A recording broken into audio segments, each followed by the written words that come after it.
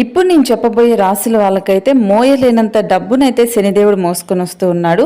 ఎందుకు అంటే 18 నెలలకు ఒకసారి శనిదేవుడు మారుతూ ఉంటాడు. శని తర్వాత రాహువు కేతువు నెమ్మదిగా కదులుతూ ఉంటారు. ఏప్రిల్ 28వ తేదీన శని గ్రహ సంచారం అనేది అనేక మార్పులు తీసుకొచ్చింది.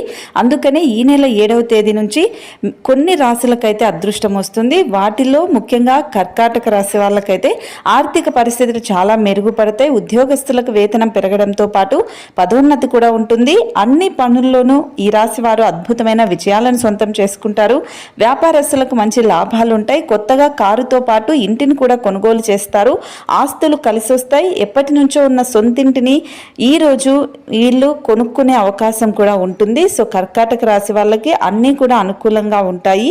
ఈ శని దేవుడి గ్రహంగా వీళ్ళకి బాగుంటుంది. సో అలాగే తులారాశి వాళ్ళకు కూడా కొత్తగా ప్రాజెక్టులు ప్రారంభించడం వల్ల భారీ మొత్తంలో లాభాలు